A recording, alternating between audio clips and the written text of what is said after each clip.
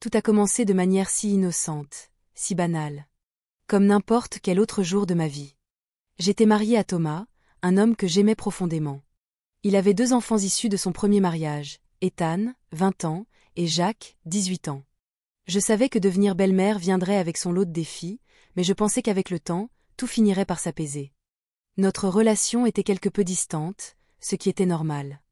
J'étais la nouvelle femme dans leur vie, et je comprenais l'importance de leur laisser de l'espace, de leur permettre de s'adapter aux changements de leur dynamique familiale.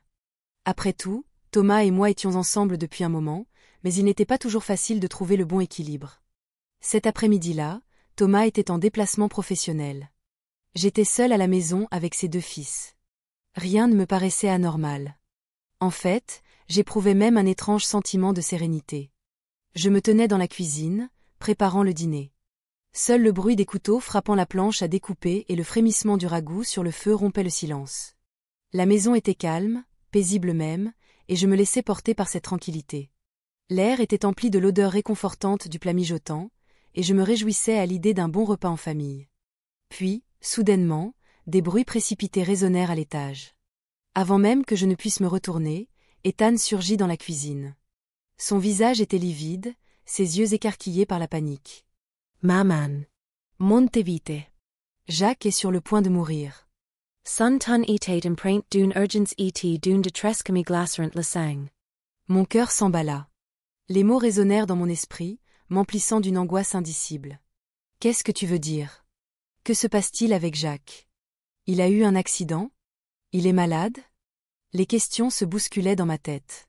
Ma respiration s'accéléra, et je n'eus pas le temps de réfléchir. Sans hésitation, je laissai tout tomber, le couteau, la planche à découper, et je me précipitai à la suite d'Ethan. Nous montions les escaliers à toute vitesse, tout se passait en un flou chaotique. Mon cœur battait à tout rompre, mes pensées étaient envahies par la peur et la confusion. Ethan menait la course, son visage crispé par l'inquiétude, ses pas résonnant lourdement sur le parquet. Lorsque nous atteignîmes la chambre de Jacques, je n'avais aucune idée de ce que j'allais découvrir. Mais rien n'aurait pu me préparer à ce que j'allais voir. La porte s'ouvrit brusquement. Là, au centre de la pièce, se tenait Jacques, totalement nu.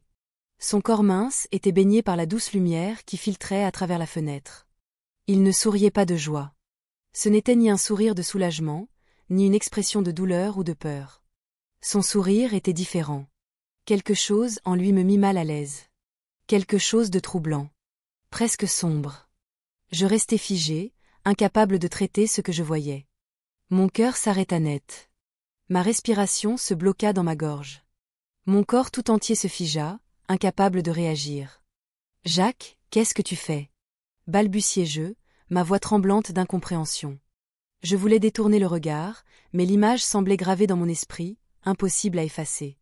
Une partie de moi voulait hurler. Fuir. Faire quelque chose. Mais mon corps ne bougeait pas.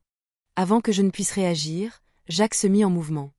En quelques pas rapides, il traversa la pièce et agrippa ma main, me tirant brusquement à l'intérieur. Ses gestes étaient précis. Delabears. Jacques, arrête. Protestai-je, tentant de me dégager. Mais mon corps était figé. Sun emprise etate trop forte. Derrière moi, la porte claqua brusquement. Je me retournai en panique. Ethan était là, bloquant la sortie. Son regard était un mélange étrange. De l'indécision, de la confusion, et autre chose. Quelque chose de plus sombre. Un frisson glissa sur ma peau. Ethan, ouvre la porte. Qu'est-ce que vous faites? Pourquoi agissez-vous comme ça? Je tentais de rester calme, de contrôler la situation. Mais ma voix trahissait ma peur. Je voulais hurler, exiger des explications. Mais tout ce que je ressentais, c'était le poids de l'inconnu qui m'écrasait. Puis, soudainement, je sentis un poids sur mes épaules. Un souffle chaud glissa contre mon oreille. Ethan était tout proche. Ses mains serrèrent doucement mes épaules. Pas brutalement, mais avec une force dont je ne pouvais m'échapper. Un frisson glacé remonta le long de ma colonne vertébrale. Puis, dans un murmure rauque, il dit « Belle maman, on ne supporte pas de te voir avec Thomas. » Sa voix était basse. Presque, une confession. Le monde autour de moi sembla s'arrêter. J'étais paralysée. « Quoi? Qu'est-ce que tu racontes » balbutiai-je, tentant de me retourner. Mais son étreinte se resserra. Et c'est là que j'ai compris. Sun regard any vacillagame, Illinois any deterna pas laissu de moi. Il n'y avait ni hésitation, ni culpabilité dans son regard, seulement une étrange détermination. À cet instant, Jacques s'approcha de nous, pas à pas, presque comme s'il savourait chaque moment, étirant la tension qui régnait dans la pièce. Il se pencha, son visage désormais à quelques centimètres du mien. Ses yeux froids et calculateurs me transperçaient, comme s'il tentait de lire au plus profond de mon âme. « Maman » murmura Jacques d'une voix plate et dénuée d'émotion. « S'il te plaît, accorde-nous ça. » Les mots me frappèrent comme un coup physique. Ma gorge es serra, ma poitrine es contracta. Non. Ce n'était pas possible. Ça ne pouvait pas être réel. Ça ne peut pas être. Hurlai-je intérieurement, mais mon corps resta figé. Les enfants que j'avais autrefois protégés, ceux pour qui j'avais tout donné, se retournaient maintenant contre moi. Je tentais de les repousser, de me dégager de leur emprise, mais j'étais piégé. Jacques se tenait devant moi, Ethan derrière. Deux murs qui se refermaient, m'empêchant de fuir. Une peur glaciale se répandit en moi, me paralysant davantage. « Laissez-moi partir. » J'essayai de crier, mais ma voix se brisa, faible, tremblante. Comme si elle m'avait abandonné, me laissant sans défense. Jacques esquissa un sourire discret, rusé, qui me fit frissonner. « Maman, ne résiste pas, dit-il doucement, mais avec une autorité indéniable. Nous ne voulons pas te faire de mal. Nous voulons just que tu comprennes à quel point tu es importante pour nous. » Les mots flottaient dans l'air, lourds, oppressants, m'étouffant lentement. Qu'est-ce qui était en train de se passer? Pourquoi cela arrivait-il? Ce n'était pas pour ça que j'avais épousé Thomas. Jamais je n'aurais imaginé en arriver là.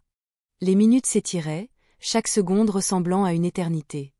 Je tentais de m'accrocher au dernier fragment de lucidité qu'il me restait, mais il glissait entre mes doigts. J'essayais de lutter, de les repousser, mais mon corps ne m'obéissait plus. Mon esprit et ma chair semblaient dissociés. Chaque contact, chaque mouvement de leur part me volait une parcelle de moi-même. Je sentais mon contrôle s'effriter, ma résistance faiblir. En moi, un conflit éclatait, un tourbillon de culpabilité et d'humiliation se heurtant à quelque chose d'autre, d'inconnu, de terrifiant. Je savais que c'était mal. Que cela dépassait toutes les limites. Mais je ne pouvais pas arrêter. Je ne pouvais pas fuir.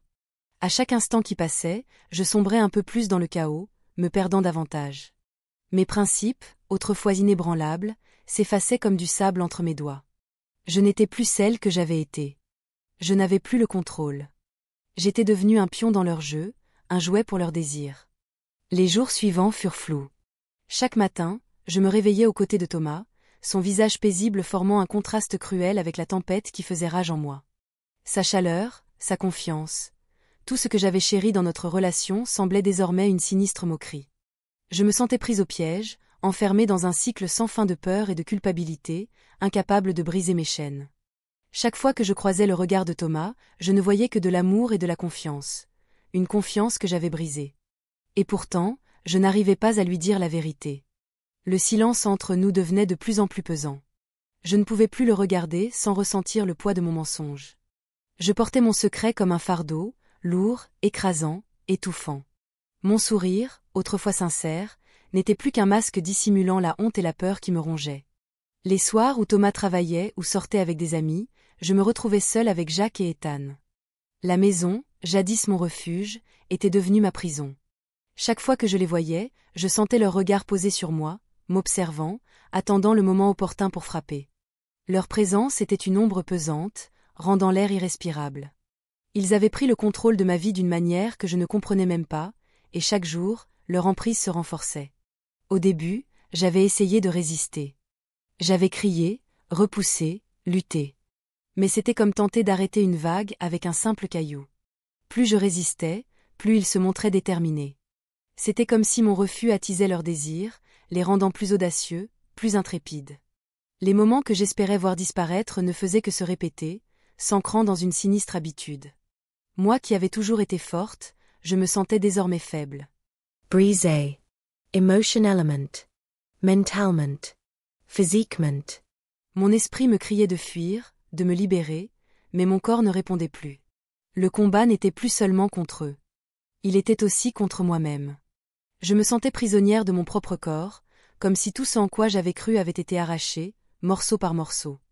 Mes pensées étaient devenues mes ennemis. Chaque fois que j'essayais de comprendre ce qui m'arrivait, la vérité s'éloignait, ensevelie sous des couches de culpabilité et de honte. Parfois, je me regardais dans le miroir, cherchant la femme que j'avais été, celle que j'avais voulu devenir. Mais je ne voyais qu'une étrangère. Une ombre brisée, perdue. Quelqu'un qui avait tout laissé s'effondrer. Mon reflet me fixait, des yeux vides, éteints, comme si je n'existais plus depuis longtemps. Jene me reconnaissait plus. Et il n'y avait personne vers qui me tourner. Personne qui pourrait comprendre la noirceur dans laquelle j'étais tombée. Comment expliquer à quelqu'un ce qui m'arrivait? Comment? Dis à Thomas, l'homme que j'aimais, que ses fils, sa propre chair et son propre sang, m'avaient brisé d'une manière dont je ne pourrais jamais me réparer. Comment pouvais-je lui dire que j'étais devenue leur victime, leur marionnette, contrôlée par chacun de leurs caprices? Je n'arrivais même pas à me l'avouer à moi-même, alors comment l'avouer aux autres? La honte m'étouffait, et chaque fois que je songeais à avouer, une voix en moi me murmurait que ce serait la fin de tout. Thomas ne me pardonnerait jamais. La vie que nous avions construite ensemble serait réduite en miettes, et il ne me resterait plus rien d'autre que les ruines de mes propres erreurs. Le poids de cette éventualité me paralysait, m'empêchant de faire le moindre geste. Pourtant, il y avait des moments où la culpabilité devenait insupportable. Lorsque j'étais seule, dans le silence, je me retrouvais à pleurer, mes larmes s'imprégnant dans l'oreiller que je serrais contre moi. Je voulais hurler, crier, libérer toute la douleur et la colère qui s'étaient accumulées en moi. Mais je ne le pouvais pas. Le silence autour de moi était assourdissant, et les murs de mon esprit semblaient se refermer un peu plus chaque jour. Alors, j'ai continué. Prisonnière de mon propre silence, de ma propre culpabilité. J'ai commencé à me demander combien de temps encore je pourrais maintenir cette façade. Combien de temps pourrais-je faire semblant que tout était normal? Combien de jours passerais-je encore à dormir aux côtés de Thomas, feignant que tout allait bien alors que mon âme se flétrissait à l'intérieur de moi? Chaque nuit, je restais éveillée à ses côtés, fixant le plafond, attendant que le sommeil m'emporte, pour ne trouver que des cauchemars à la place. Des cauchemars de ce qui s'était passé. Des choses que j'avais laissées arriver. Jacques et Ethan me hantaient dans mes rêves, leurs regards me poursuivant, leur voix résonnant dans mon esprit. Je ne pouvais pas leur échapper, peu importe à quel point j'essayais. Ils faisaient partie de moi désormais, et il n'y avait aucun moyen de les en extirper. J'ai tenté de trouver du réconfort dans mon travail, dans de petites distractions, dans tout ce qui pouvait m'éloigner de ce cauchemar. Mais rien ne fonctionnait. Rien ne pouvait me détourner du fait que je vivais dans un mensonge. Ma vie, mon mariage, tout ce en quoi j'avais cru reposait sur une fondation de tromperie. J'avais laissé cela arriver. Je m'étais laissé manipuler, utiliser, et maintenant, il n'y avait plus d'échappatoire. J'ai essayé de me raisonner, de me dire que je n'avais pas eu le choix, que j'étais impuissante. Mais au fond, je savais la vérité. Je l'avais permis. J'avais été faible. Et maintenant, je devais affronter les conséquences de mes propres actes. Mais comment pouvais-je affronter Thomas? Comment pouvais-je lui avouer l'impensable?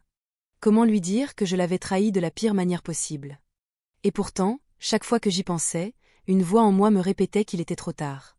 Que si je lui disais, tout s'effondrerait. Il n'y aurait ni pardon, ni rédemption. Seulement de la douleur et de la destruction. L'idée de le perdre, de tout perdre, était insoutenable.